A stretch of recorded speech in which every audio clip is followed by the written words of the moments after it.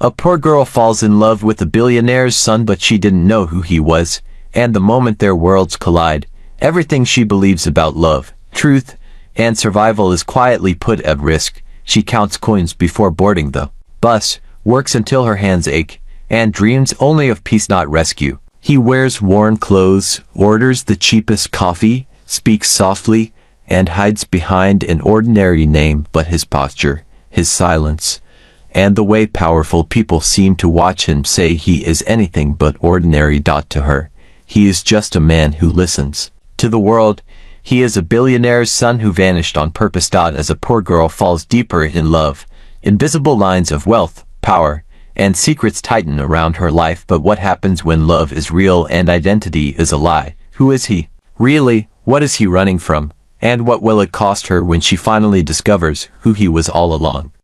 The cafe smelled of burnt coffee and disinfectant, the kind used when corners were cut and margins were thin. Evelyn Carter moved between tables with the efficiency of someone who had learned that exhaustion was not an excuse for slowing down.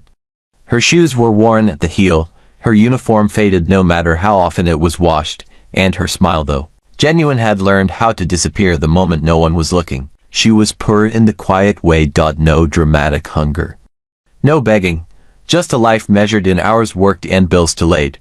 That morning, the financial district emptied into her cafe, as it always did, men and women whose watches cost more than her monthly rent, laughing loudly, discussing deals that would never brush against her life. Evelyn wiped tables, gathered cups, and avoided looking at what she could never afford to want.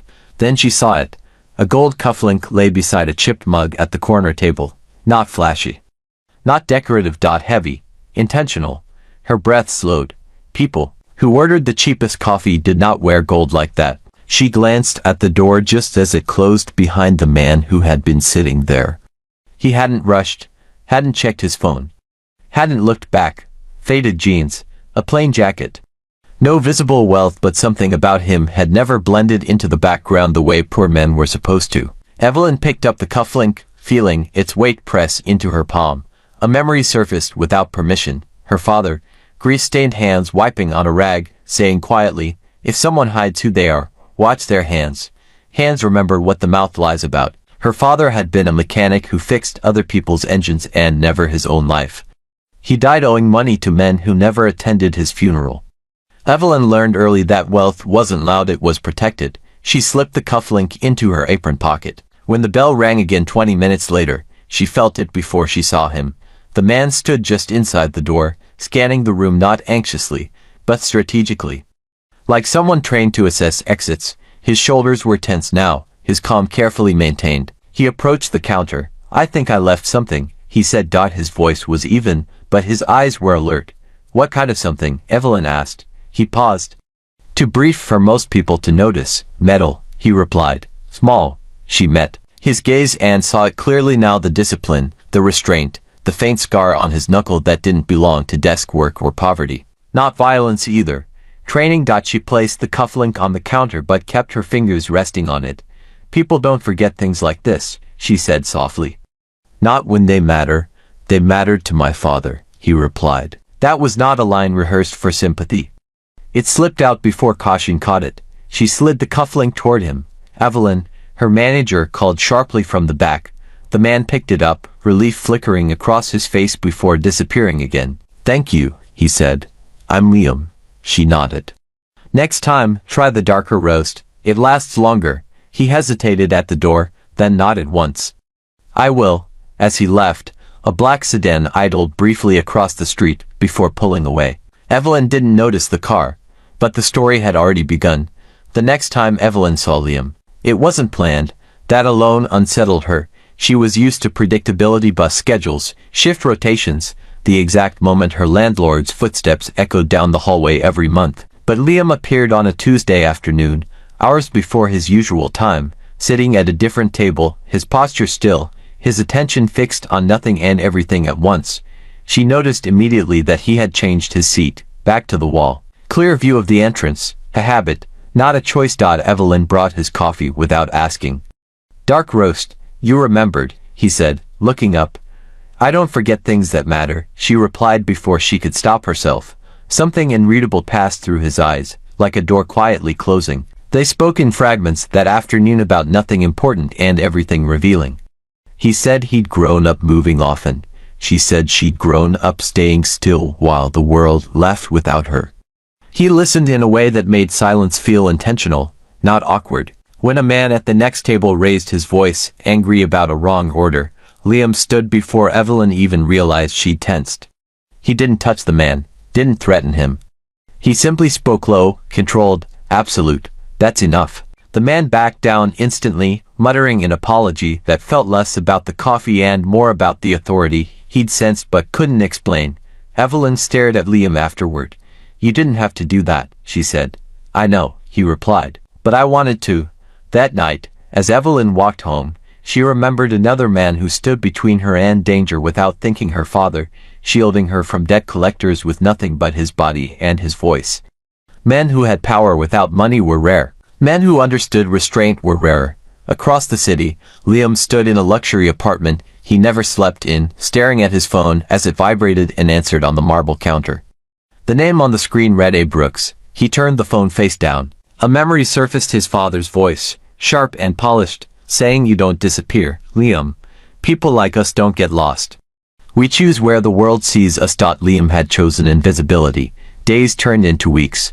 They walked together after her shifts. He never crossed the boundary of her street, never asked to come inside. When it rained, he gave her his jacket without comment, then walked home cold. "Why don't you ever talk about your family?" Evelyn asked once. He smiled faintly. "Because they talk enough without me." She laughed, but the line stayed with her. One evening, she noticed a black sedan idling too long at the corner. The next night, it was gone. The third night, a different car. She didn't connect the dots. Liam did. When he kissed her for the first time, it was careful, like someone afraid of breaking something irreplaceable. Evelyn felt her world tilt not upward, but inward. Love didn't feel like escape. It felt like recognition. What she didn't know was that every step he took toward her was a step away from a life measured in billions. And what he didn't know was that loving her would cost him the one thing money could never buy back: truth without consequence. Evelyn began to notice the absences before she noticed the questions. Liam would go quiet for hours after certain phone calls, not angry, not distracted, just sealed. His eyes would sharpen, his posture tighten, as though he'd slipped into another version of himself that didn't belong in cafes or narrow sidewalks. Then, just as suddenly, he would soften again, smiling at her like nothing had changed, but something had. One evening, as they sat on a low concrete wall outside her building, Evelyn traced a crack in the pavement with the toe of her shoe. "You ever think about the future?" she asked. Liam leaned back, staring at the sky instead of her. "All the time," he said. "That's why I try not to." She laughed. "That doesn't make sense." "It does," he replied quietly. "When the future is already written for you." The words slipped out before he could catch them. Evelyn looked at him. "Written by who?" He hesitated, then shrugged. "Family, expectations, things people think you owe them." She thought of her own life, how nothing had ever been written for her, how every step had been a negotiation with survival. The idea of a future forced onto someone felt almost unreal. That night, after he walked her to the door and left without stepping inside, Evelyn stood by her window longer than usual. Down on the street, a black car sat with its engine off. When she blinked, it was gone. The next day at the cafe, a man in a tailored suit ordered coffee and never drank it. He sat near the window, eyes following Liam when he arrived later that afternoon. Liam noticed too, his shoulders stiffened, his gaze flicked once, twice, then deliberately away. "Friend of yours?" Evelyn asked lightly. "No," Liam said too quickly. Then, softer, "Someone who doesn't know when to leave things alone." Evelyn didn't press. Poverty had taught her that pushing too hard broke fragile things. But she remembered her father again, how men in nice suits had once come to their house, polite voices masking threats. She remembered the way her father stood between them and her, calm and immovable, knowing he would lose anyway. That night, Liam dreamed of being 19 again, standing in his father's glass office as Alexander Brooks laid out a life like a contract: education, marriage, inheritance, obedience. In the dream, Liam said no. In the dream, his father smiled like someone closing a deal that didn't require consent. When Liam woke, his phone buzzed. A text. "You can't hide forever." He deleted it. The next time Evelyn saw him, he brought flowers, simple ones, bought from a street vendor, not arranged, not extravagant, I didn't think you were the flower type, she teased. I'm not, he said. But you are. She smiled, unaware that the same hands holding those flowers had once signed documents worth more than her entire street. As he left, Evelyn noticed something tucked into his jacket pocket when it shifted open a sleek black card, unmarked, heavy-looking. Their eyes met. What's that? She asked. Liam smiled, just a little too carefully. Nothing important. But as he walked away, Evelyn felt it, the first real fracture in the story she thought she knew. And fractures, once noticed, never stay small. Evelyn tried to forget the card she'd seen in Liam's pocket. That alone told her it mattered. Life had trained her to ignore questions that led nowhere good. Still, the image lingered, the smooth black edge, the way his body had turned instinctively to shield it. Like a reflex learned long before he met her, she told herself it was nothing.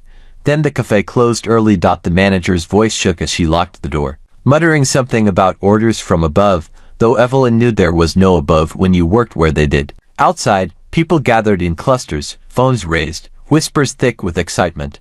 What's going on? Evelyn asked a passerby. The woman barely looked at her. Some billionaire's son. He's back. Disappeared for years. Evelyn's heart skipped, unprovoked and unreasonable. Back at her apartment, the television glowed with breaking news banners. A photograph filled the screen, taken from a distance, slightly blurred, but unmistakable. Liam. No Liam Brooks. The caption read, heir to Alexander Brooks' fortune returns to public eye after years of absence. Evelyn sat down slowly, the room spinning, not from shock, but from recognition. The posture, the silence, the cars, the suit-wearing man who never drank his coffee, everything she had ignored rearranged itself into a shape she couldn't unsee. Her phone buzzed.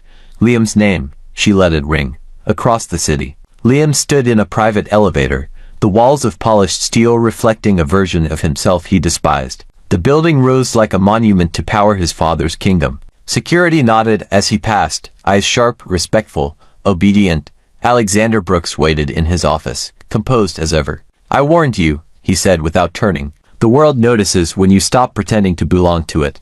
I wasn't pretending, Liam replied. I was living. Alexander finally faced him. You were hiding. When Evelyn opened her door hours later, Liam stood there alone, stripped of the confidence wealth usually lent him. I should have told you, he said. Double quotes. Yes, she replied. You should have. She didn't raise her voice. That hurt more. I never lied about how I felt, he said. No, she said quietly. You just let me love a version of you that didn't exist. That version was real, he insisted. The money isn't me, but it follows you, Evelyn said. And now it's following me. Silence filled the hallway. A neighbor's door opened and closed. Life continued, indifferent. I didn't know how to say it without losing you, Liam said. Evelyn stepped back. You didn't trust me with the truth. That's not fair, he said. She looked at him, then really looked and saw the boy who had run from a gilded cage, and the man who hadn't realized that secrets carried weight, even when love was honest. You don't get to decide what I can handle, she said. That's what rich people do. The words landed hard. Liam reached for her hand. She pulled away. Go, she said, before your world breaks mine. As the door closed between them, Evelyn slid to the floor, the weight of love and betrayal settling into her chest. And somewhere above the city, Alexander Brooks watched his son walk away from something no amount of money could replace. The city did not pause for heartbreak.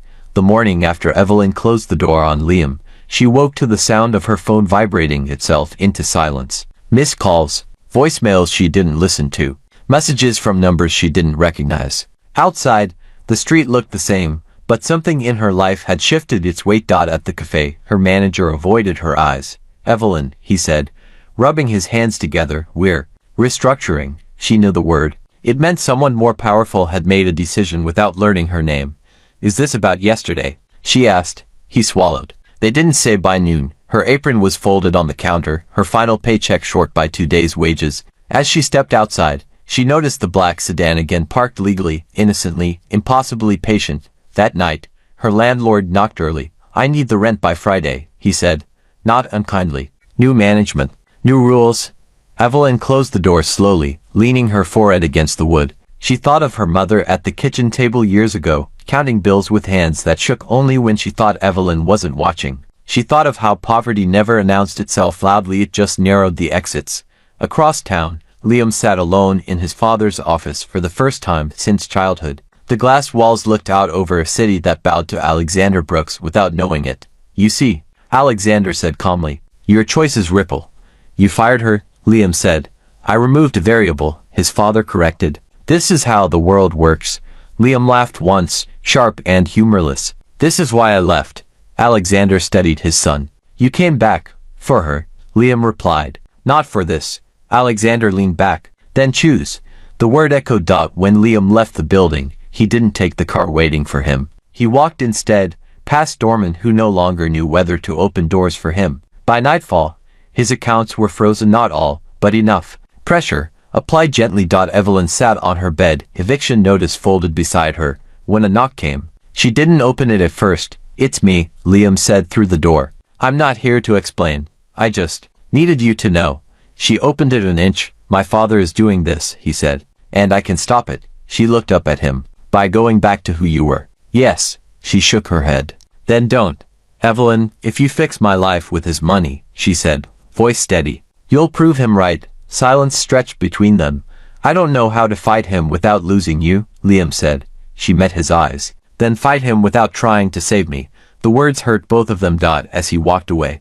Evelyn didn't know that this was the moment. Liam made a decision that would cost him his inheritance. And Liam didn't know that his father had already decided how far this lesson would go. Evelyn learned how quickly a life could unravel when invisible hands pulled the strings. By the end of the week, the cafe job was gone, the landlord's patience exhausted, and her bank balance reduced to numbers so small they felt accusatory. She took temporary shifts cleaning offices at night, sorting inventory in warehouses that smelled of oil and metal. Work that asked nothing of her except silence. Silence was something she could manage, but absence was harder. Liam respected her boundary. Too much, perhaps. He didn't call, didn't text. The quiet stretched long enough that she wondered if he'd chosen comfort after all. She hated herself for caring. One night, while mopping the floor of an empty law firm, Evelyn paused at a framed photo on the wall. Partners, shaking hands, smiles wide, power polished. Her reflection hovered faintly in the glass, like someone not meant to be there. She remembered her mother once saying, some rooms are built to remind you who doesn't belong. Across the city, Liam sat in a sparsely furnished apartment he'd rented under his middle name. The luxury penthouse stood empty, untouched. He had cut himself off deliberately. No driver, no assistance, no access to the machinery that made life effortless. It wasn't courage. It was penance. Alexander Brooks noticed immediately. At a private dinner, a board member leaned over and said, your son is serious this time. Alexander smiled thinly. He always is. Until reality arrives. Reality arrived the next morning in the form of a legal notice: trust access suspended pending family reconciliation, not total exile. Just enough pressure to force negotiation. Alexander understood leverage. He had built an empire on it. Liam read the notice without reacting. His hand didn't shake. That alone surprised him. A memory surfaced: his mother standing by a hospital bed years ago, whispering, don't let him turn love into a transaction. She died believing Liam could still choose differently. That evening, Liam showed up at the warehouse where Evelyn worked, waiting until her shift ended. He didn't step inside. He never crossed lines she hadn't reopened.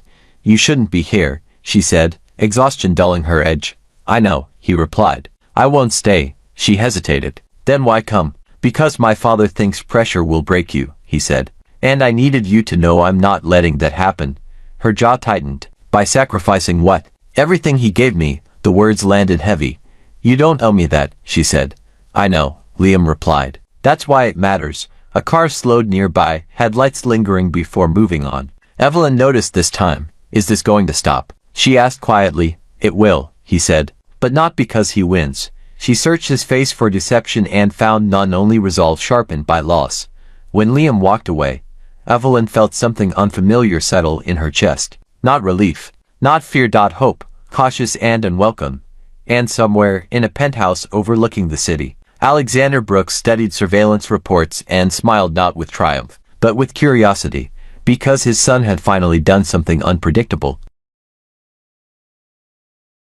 The city began to turn on Evelyn in quieter ways, not with shouting or headlines, but with closed doors that once opened easily. Applications disappeared into silence. Calls were never returned. Even the warehouse supervisor grew distant, suddenly overstaffed despite the empty floor.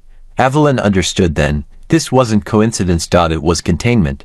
She remembered her father again, not as he was when he died, but earlier, kneeling beside her bicycle, hands black with grease, explaining how pressure worked. "You don't crush metal all at once," he'd said. "You bend it slowly until it gives." That was what was happening now. One evening, as she walked home under flickering streetlights, a man stepped out of the shadows, not threatening, not aggressive, just precise. "Miss Carter," he said. "I represent the Brooks family." Her body stilled. "I don't know them." He smiled politely. "You do?" In a quiet restaurant the next day, too expensive for her. Carefully chosen for intimidation, Alexander Brooks finally met the woman his son had chosen. Evelyn noticed everything. The tailored suit that fit like authority. The way people leaned in when he spoke. The absence of wasted movement. This was a man who had never been told no without consequence. "You're stronger than I expected," Alexander said, studying her as if she were a market variable. "I didn't come here to be evaluated," Evelyn replied. "No," he said. "You came because you're reasonable." She thought of her mother's trembling hands, her father's stubborn spine. "I came because your pressure is hurting people who don't deserve it." Alexander folded his hands. "My son does." That cut deeper than insult. "He walked away from everything for you," Alexander continued. "That kind of idealism is expensive." Evelyn's voice stayed steady. "Then why punish me?" Alexander leaned forward. "Because you're the leverage he won't ignore." Silence filled the space between them. "You want him back," Evelyn said. "Not me gone." Alexander's eyes flickered just once. "A tell." When she left the restaurant, her phone buzzed. "Liam. He talked to you, didn't he?" Liam said, already knowing. "Yes. I'm sorry. No," she replied. "Now I understand."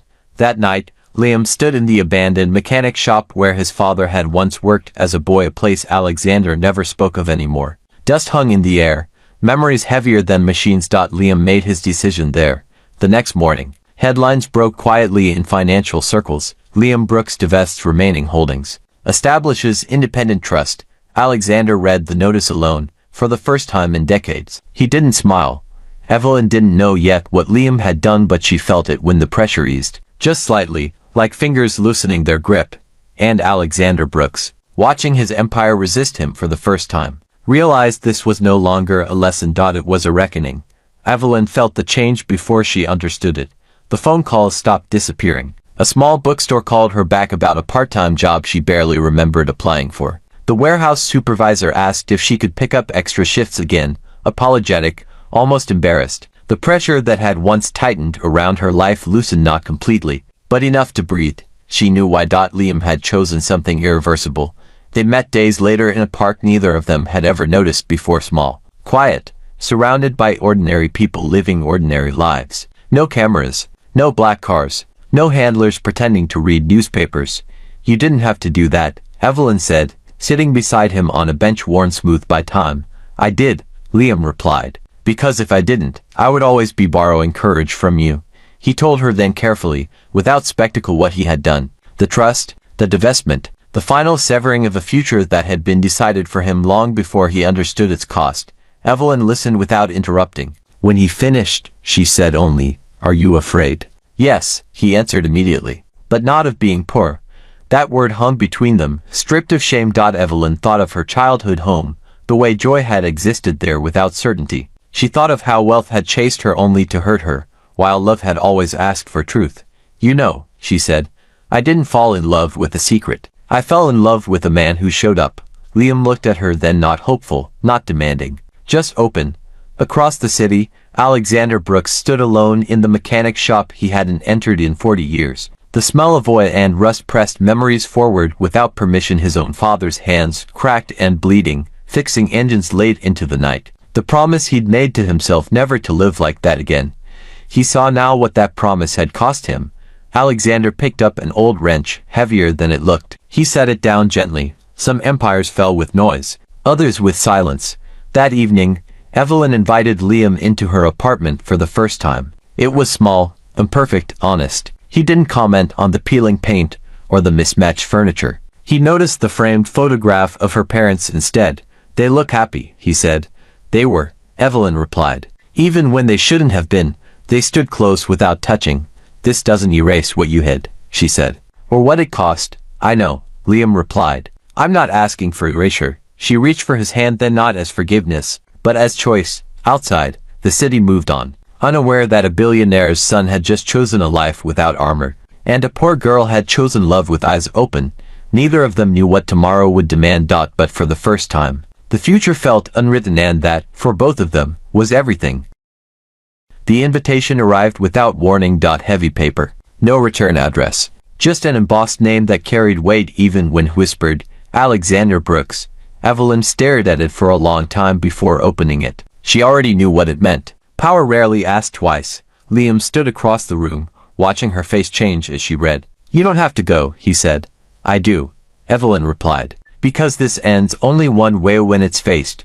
The estate was nothing like the penthouses or towers Evelyn had imagined. It was older, quieter, built to endure rather than impress. Wealth that didn't need to announce itself. Alexander Brooks waited in a sunlit room lined with books he had never finished reading. Age had softened him only at the edges. The core was still steel. You came, he said. I didn't come for you, Evelyn answered. I came for the damage you caused. Alexander studied her with an expression that wasn't quite hostility. You grew up poor, he said. You understand survival. I understand sacrifice, Evelyn replied. You understand control. The words landed because they were true. Alexander gestured for her to sit. She didn't.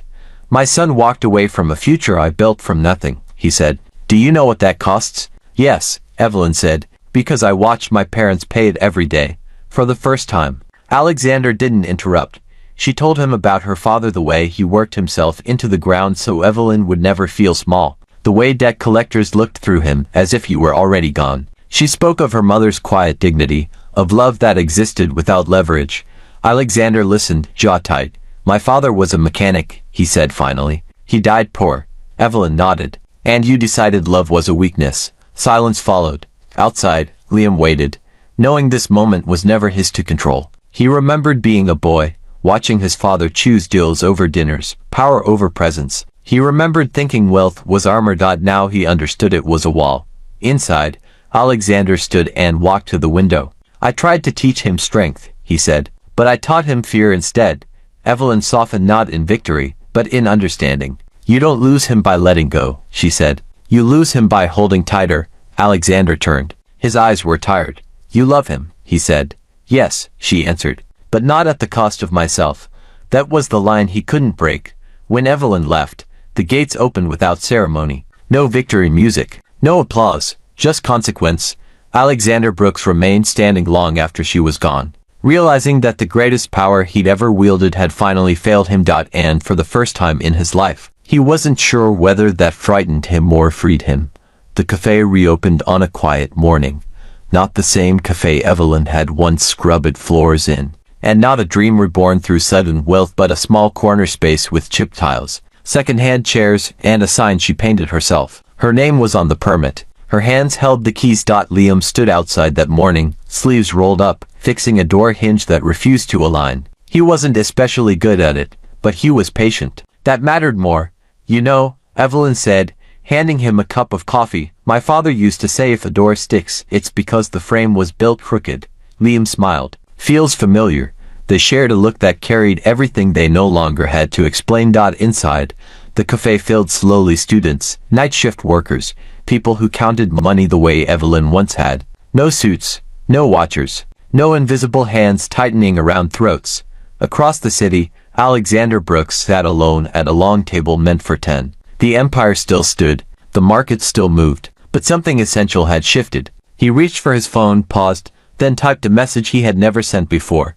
If you ever want to talk, no conditions. He stared at it, then sent it. Liam felt the vibration later that afternoon. He didn't answer right away. That night, Evelyn locked up and leaned against the counter, exhaustion settling into her bones, but it was the good kind. The earned kind. Do you ever miss it? She asked quietly. The life you could have had. Liam thought of penthouses and power, of doors opening before he reached them. Then he thought of her counting change on the bus, of herself standing tall in rooms not built for her, of truth spoken without armor. I miss who I thought I was supposed to be, he said, but not who I am now. Evelyn nodded. Good. She took his hand, not because she needed saving, and not because he needed redemption, but because choice, freely made, was the rarest luxury either of them had ever known. Outside, the city hummed indifferent, relentless, alive. A poor girl had fallen in love with a billionaire's son, but she hadn't known who he was. And when she finally did, she didn't choose his wealth, his name, or his power. She chose the man who stayed when none of it could protect him anymore. And he chose the life that didn't need hiding. Some stories ended with riches, theirs ended with truth. And that was enough.